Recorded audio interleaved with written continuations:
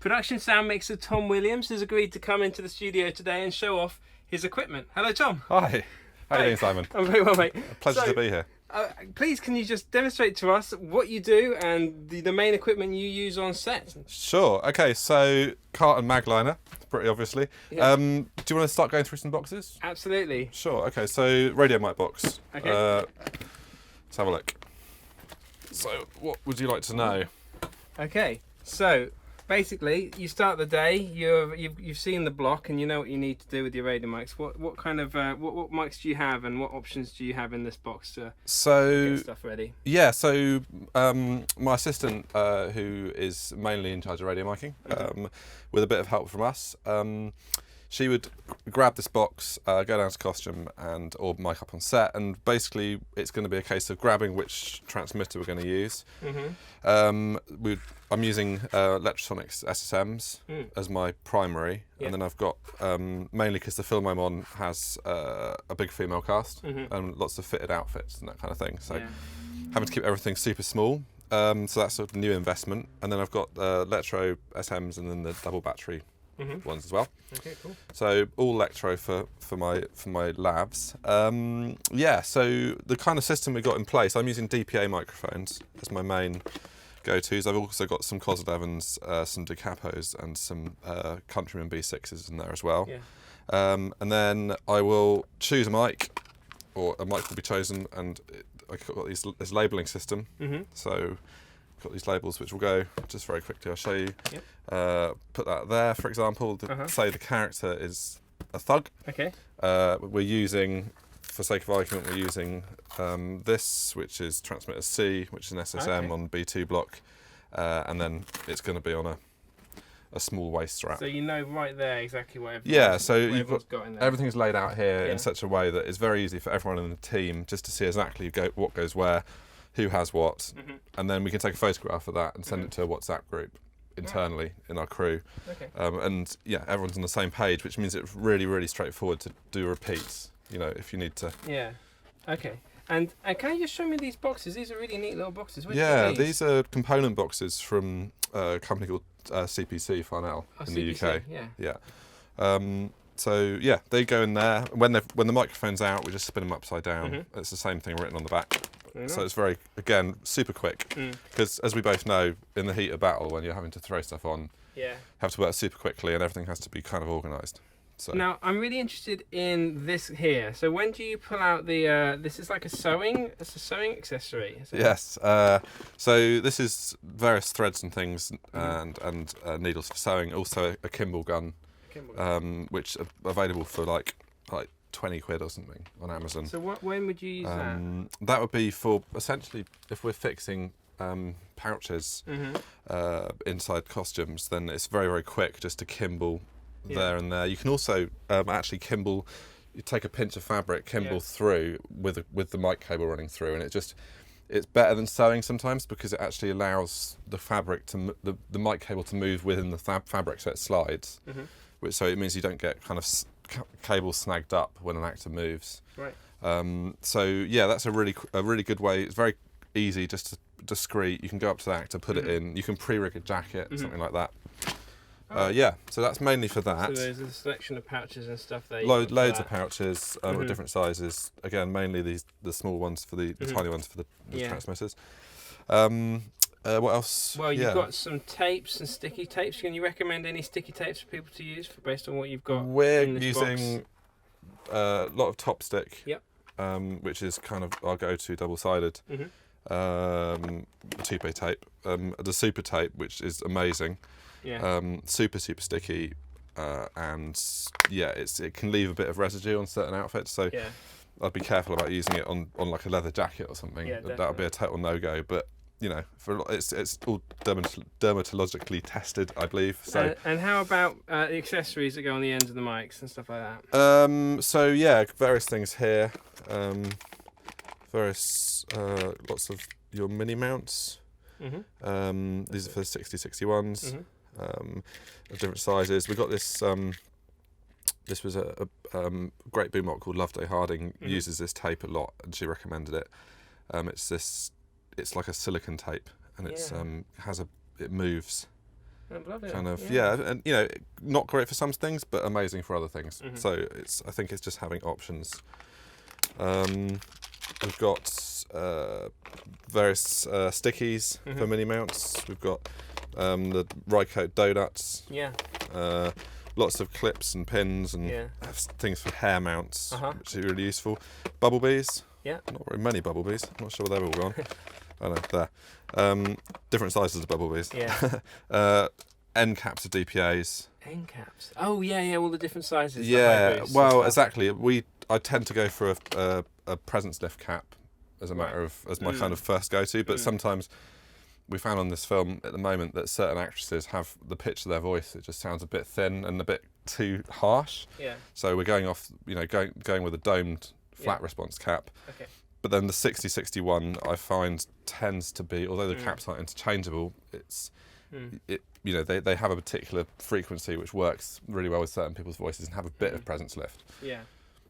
Okay. Cool. And then you've got a selection of straps, obviously, at the top. Straps up here. Yeah. Yeah. Again, all laid out, super easy to grab. And what's in these boxes here? These two little sort of these are velcroed on, aren't they? Yeah, these are just velcroed in to the case. They can be taken out. Muji, I think. Yeah, Muji. I love Muji stuff. It's amazing. Yeah, loads of fur tangle bits. Yeah, like plush circles. Yeah. That kind of stuff. Again, loads of different bits and bobs. Lots of makeup sponge, which is something that we use a lot of. So this stuff is, I mean, you know, we've got the foamies and all sorts of bits and bobs as well. But these are just black makeup sponge, which is really good to put some sticky on in like a heavy jacket. You can just whack it behind the mic. Yeah. And it just opens it up and sits in the shadow quite well. So that's a really good little tip. Yeah, that's kind of this box, I believe. Oh, these are great. Oh, they're shorties. Your shorties. Yeah, I used these on the last film a lot, and they were really good. Trying to introduce them on this film for certain things, like for stunts and that kind of stuff. They're amazing because obviously the transmitters don't slip about. Yeah. And also, yeah, the higher. The positioning of this is different to what a waistband would be. Yeah, it is lower, isn't it, on the body? So it sits in a different place. Yeah. Again, certain outfits, certain costumes, that works really, really well.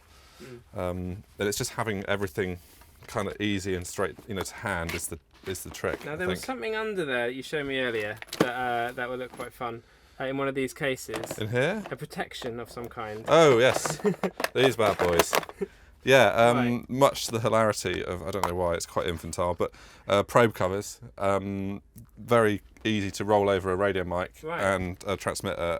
You can double bag, put one way, one the other way, a little bit of PVC insulation tape, and it's just, you know, it's not going to be totally waterproof. So that's obviously non-lubricated. Is that just a non-lubricated condom? Basically, yeah.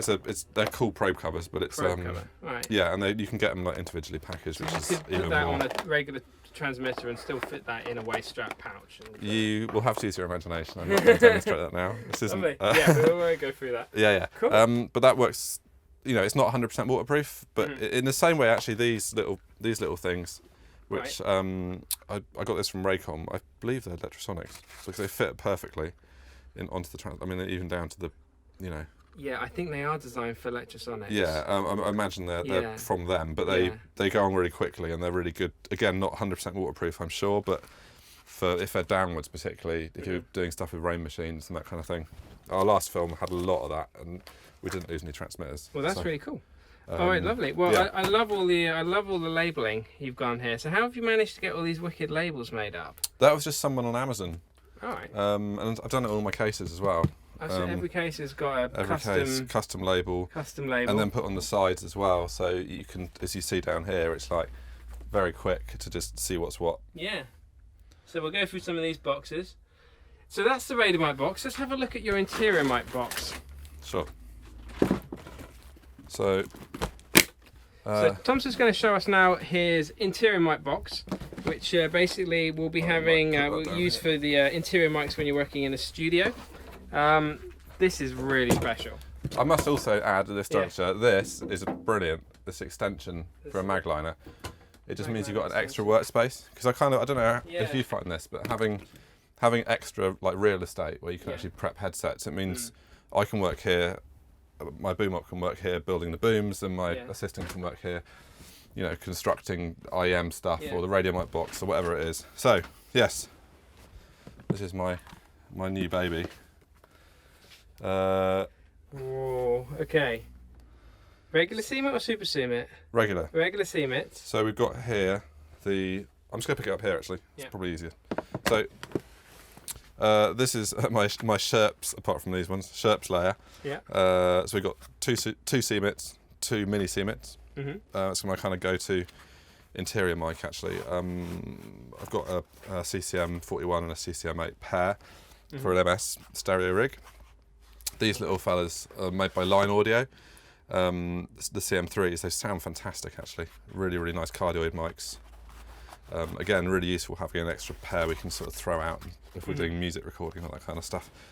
Underneath DPA, that's a Rode NTG3. Like again, having a kind of a bulletproof 416 style mic has been really useful for, you know, not too precious about that, but it still sounds good. These would go in baskets and be used for exteriors? Well, these my go-to exterior rig is the 4017 with a B preamp on it, which is, you know, has a bit more control. You've got the presence lift and the bass cut on there. Oh, you've got so many DPA mics here. Yeah, and then this is another 4017 with the compact mic preamp.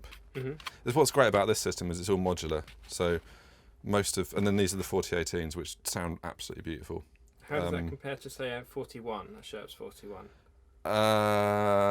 They both sound beautiful.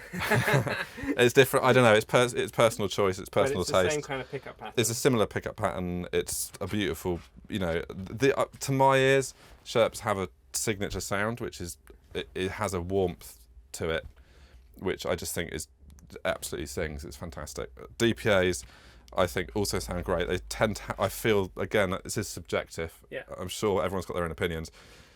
These feel that they have a bit more suck to them than you get off a 41, which means, you know, just a bit, you can just pull in a bit more. Yeah. But the other really, really amazing thing about these mics, which is really good, is because they're fully modular, you can take that. Yeah. That's so bloody expensive. It's just like, for what it is. And you can take it on. You can stick it on a. That's the car rig heaven right there. You can literally whack that on an active cable.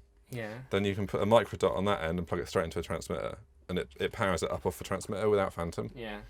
So that is you can literally throw that in on a bit of black tack or a bit of, you know, Velcro or whatever onto a car visor, or I've got.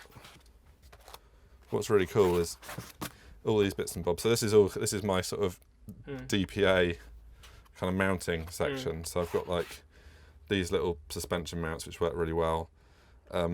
These are just, you can obviously hardwire to an XLR off the microdot. Okay, so that would would under here, many layers down. This is all. How did you get this made? This is all completely custom set. So you must have had this all planned well in advance. I drew this all out with a pencil and paper. Yeah. And then someone else put it into a computer. Right, okay. But little things like that, super neat, table mount. Yeah. You know, and then that will perhaps away nicely in there, in a very satisfying manner. And then, so you've got those, which are great, and then you've got little goosenecks there, which again you can clip onto visors, that kind of thing. Oh, and the little active cable kind of runs neatly down there. And then my booms, running two booms nearly all the time, using Audio Limited A10s, which are fantastic. Yeah. So that stays built in there, which is really cool. That is a lovely little rig. Can you just show how that works on a boom pole? Yeah. So essentially, you whack that straight on that way, so and now sound devices. No, sorry, not sound devices. The Sound Guy Solutions clips, right? Yeah, back to back. So ambient pole, Sound Guy Solution clips back to back. So that is literally, that allows you to put that there, and then you can take a microphone. So under here, there's more. There's another layer, like a chocolate box. For example, these are mini CMIT Cinela prototypes, I think. So yeah, that whacks in there, like so, and then you basically what it means is you've got the option to say you've got a mini CMIT on here and you're like, oh no, we need to go to a different mic. You can literally just unplug that and remove the mic, and then put another mic on, and that can stay built. Or you can, conversely, you can easily just take that and be like, we needed to go onto a drama pole, and then take that off and go into a drama pole, or whatever, Magic Arm, or yeah. So that's wicked. Very happy with that. What else have you got going on here? So these are the 06 mounts for lots of 06 mounts. So we've got, these are mini CMIT ones. We've got CMIT 5 mounts, 2 of those. These are for DPA 4018 Cs, so nice and kind of compact. There's a Minix there for CCM 41. This is another special from Philippe over at Cinela, which is a cozy, but it's a smooth haired one. So we're experimenting with that at the moment, and that's fantastic. Yeah. So again, that's a kind of the most compact. Again, you'd need to speak to him about that, but it's a really, really neat solution for when you're swinging on a pole. Well, when you are swinging, say, a CMIT on a pole quite quickly indoors, do you have any kind of, do you go into an exterior mic, or do you have a foam which is a heavier foam? I see that blue foam looks pretty heavy. Yeah, so these are the standard ones. Yeah. That's another thing actually about this box, is I tried to make it so that these don't get squashed. Because on my last setup, my boom op was always complaining that these were all sort of squeezed in. Yeah. Whereas actually, I think they kind of hold their shape better if there's a bit more space. Yeah. But yeah, so no, I mean on an interior rig, that's been flocked. That's a black one that's flocked, because I did a blue screen shoot, and we had I've got everything in blue, blue booms. Simon Hayes's green sleeves in blue. Yeah. I even got my boom up in a blue morph suit, which is quite funny. I don't think we actually needed him to be in a blue morph suit, but I enjoyed that very much. Yeah, so nothing specific, but I'd go to the exterior box, which is in the van, which has got pianissimos, which I'd use the DPA 4017s in. Okay, so let's move on to what is probably the most unique, well, these are all very special custom built cases, but your charger box. Yes, well, I'm just going to hopefully throw this back in. This is literally hot off the press. I only got this 2 days ago, and I've been... wow. Well, it's very, very new, so I'm still trying to get my head around it. But essentially, the charger. So this is basically, you go home, you need an efficient, compact way to charge your batteries. Yeah, so this is a Peli 2400 IM storm case, which I've generally got those, and then I've got the slightly deeper ones, the 2450s, which are just the same size but just deeper. Okay. So, this is a push to open drawer slider mechanism, which is off Amazon. This is an up and over hinge system, and then this is a little smoke alarm, which just goes on there magnetically to save my life when it all catches fire. So you've got here, these are charging for the SSMs, is that right? The small, the mini. Yeah, exactly. The SSM transmitters take these make them. I believe they're using the Fuji cameras, MP50s. Is that what it's called? Okay. So you've got a load of those. Load of those. Idea being, I've got 12 chargers for 6 transmitters. Got my nano lockets, my ambient lockets, which plug in with these, and they velcro onto there and charge. Got SM bus battery charging, so for audio route or inspired energy batteries. And then 5 16-way AA chargers. Okay. And this is unique in that it all fits in one box. Was that and then that's just there's a socket around the back there that just plug it into the wall. The kind of brief there is I had an awful lot of stuff that I needed to fit into a case, and how was I going to do it? And I just spent far too much time when I should have been out having a social life, fiddling around in my workshop. Well, that is a beautiful setup. Yeah. And I suppose that just saves you time, basically. Yeah, ultimately. exactly. It's just one case to grab, Yeah. and you know, and then just like literally shut the lid. Can I see that plug socket on the side? Yeah. Yeah. Just Awesome. Really So- nice. Right, shall we have a look at the grips box? Okay, mate. So It's never ending. I love a grips box. They're getting heavier and heavier. Yeah. Ugh, Jesus. Grips box. So these are, I got these. These are the same size tray as was in the interior mic box. It's just a really good solution. So these are the Peli Trek packs, I think they're called, aren't they? I've had to cut them down slightly to allow that to drop, to allow the room to clear into the cases. So it's all, it's a little, everything's a bit custom. So you've got little magic arms in there. Got Noga arms. These are not Noga actually, they're Manfrotto arms with Noga style clamps. Loads of GoPro stuff, which with 3/8 adapters, so you can stick little plant mics onto computer monitors and stuff like that. Bits and bobs like spigots and so forth. And then you got Silent steps. Loads of yeah. stilettos on this film, so I've got loads of different sizes of those. Carpet tape, bits of wire. The idea here actually is quite cool, is being able to, where is it? Sort of throw in, quite quickly, I'm not sure where it's gone. Just being able to throw on different height bits onto here.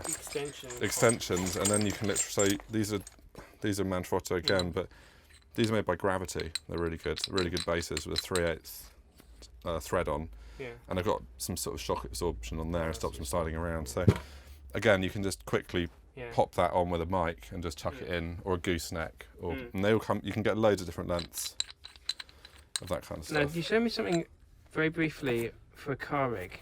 Yeah. You happy to demonstrate? Sure. that? This is something else I've been playing around with. In fact, this came from an idea from you.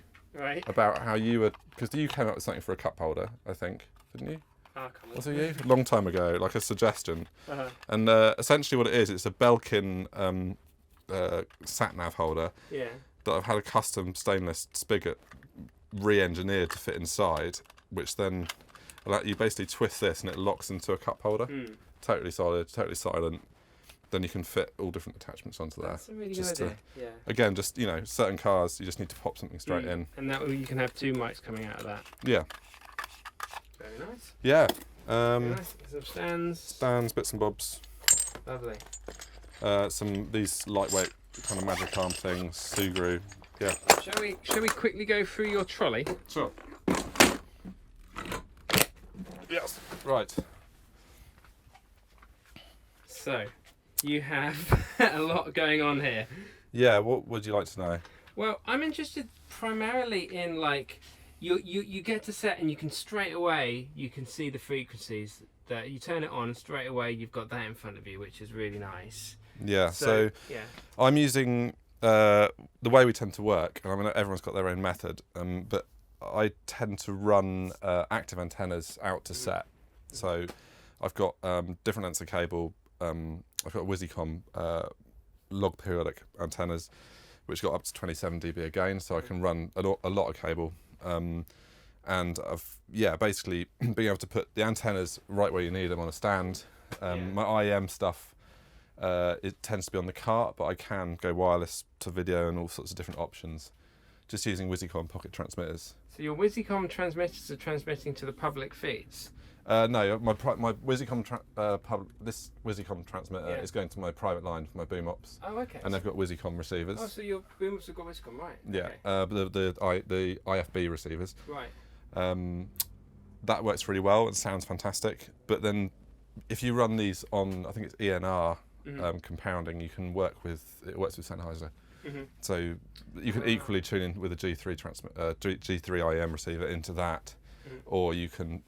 Conversely, it can be the other way around, and you can tune. Like I could pick up a Sennheiser on the Wisycom receiver, obviously. Right. So. But that's a good way of getting a nice quality. Yeah. Quality to the tractors for a good transmitter. Yeah. So my antennas are going in here. I've got two 6-packs bolted together, running the A10 Audio A10s for my booms, as I showed you earlier. Lectros, and then Wizy receiver, which I use for a third or fourth boom if I need it. Right. Or just all sorts of stuff. It's just they're great. They're really versatile for all sorts of things. Can you pull out your mixer just so we have a quick look at that? So it's a Cantar M2. Yeah. Control panel, and then I've got a little A box here, which is a setup for my gains. Yeah. So that's kind of to hand rather than coming up here. But what's so good about the Cantar is that you can just send anything anywhere. Yeah. And you can route anything anywhere. So these can be can be sends, or they can be, they could be these are my AES gains if I want them, or I can run more inputs in, have more control there. So what does this do here? The Mix Pre. Backup recorder. Right. I'm just running my mono mix plus 2 booms. Right. Which I run literally. That gets hit at the beginning of the day, and it just records all day. Everything. And it's time coded. Oh. So it just means that if for some reason I have a SD card fail on me, or God forbid I forget to go into record, at least I know that I've got something on there which is time coded. Yeah, that's really so that's the nice relief factor there. Yeah, I've never had to use it, touch wood, but yeah. Can you show me the fantastic phone holder? I do love this. It's just a magnetic phone holder that I've bolted on. So there's a little magnet. Yeah, boink. That works well. Yeah, and then having the RF Explorer plumbed in is really useful, so you can immediately see what's going on. Really good. Monitors, again, I know they're small, but they're kind of where you need them, right next to your faders and your script. So you're kind of in that zone. Yeah. And then I also can send another feed via Thunderbolt into my computer, so I can have a big screen on here. So if you need to, see your A camera a bit bigger. All right. CEDAR noise reduction. CEDAR, yeah, I saw that. Very, very useful. And I saw you had some buttons down here. Are they? Is that some sort of digital related to scripts thing? Yeah. So that's again the little box I made, which links to this Bluetooth page turner. Right. Which is for, I think they use it for musicians to have like foot pedals or whatever to digitally go through their notation. Okay. And that I can attach my iPad onto here if I'm not using a script, old school script, and I'm just iPad on here. Yeah. And then this little box goes here where my thumbs are, so I'm mixing, and I can go back and forward on my script pages. Nice. Which again, it's in theory it's great, but actually you always end up going back to a paper sides. Yeah. with a highlighter and some scribbles with a Sharpie. Right, I know what you mean. You just want to get a pencil and mark it as quickly. soon as you're in that zone, yeah. So, what else? I've got, these are quite cool, the Smiles combiners. This is all a little bit loose at the moment, but it's normally quite square. These are, so the system I've got for comms to my boom ops is, production provide the Motorola walkie-talkie. Yeah. Then you just plug the comms in. I've got, what this does is basically puts the walkie-talkie into my headphones. Got it, right. So will you always hear it when they talk, or can you decide to not listen to the chit-chat? You can always turn it down. You just turn it down? The most important thing is you get your own channel, right? Yeah. You don't want to be on the AD's channel. Yeah. But then you can. That's the great thing, is like I can go to channel 1 and I can just whisper into the AD's ear, that wasn't good for us. Yeah. There's a motorbike going through or whatever. And, then rather than having to broadcast it across the whole set, you can just quickly chat. And actually I've just been filming in France, and we didn't have the right sockets. And like literally as soon as I lost comms, like it was horrific. Like you really take it for granted, but just literally being able to whisper to your boom ops. Yeah. And then when they talk back to you, they're talking back via they've got their coverts here, and they're just chatting.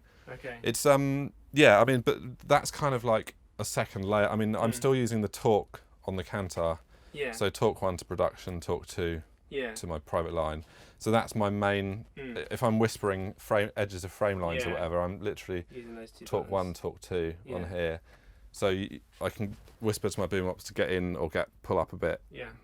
But then I can also ask my trusty trainee to get me a coffee, who's out of the truck, for example. Oh, I see. When they get out of range, so they've got a double. It's almost a backup system for range. And they can all talk to each other. Yeah. And then also Costume can then dial into the sound channel and say, you know, are you ready? Their actors are ready for miking. Yeah. You know, so it's a really good system. Fantastic. It's really up to date with where we need to be right now as a department for being fully involved in the other departments and being able to communicate quickly. Yeah. I think that's I mean, you know, God, that's the key, isn't it? I just think being able to just, you know, quietly and efficiently and invisibly do your job, and being able to exactly speak who you need to speak to across the set, without getting into that situation where you're having to sort of storm about and just try and, you know, kind of find someone. Yeah, I mean, I think exactly. I think if you're able to do really good work and do good work under the radar and be nice, I think that's the key. Right. You know, Man, thank you so much for taking your time to come to chat today. No worries, absolute pleasure. Absolute pleasure. All cool. right. All the Thanks. best.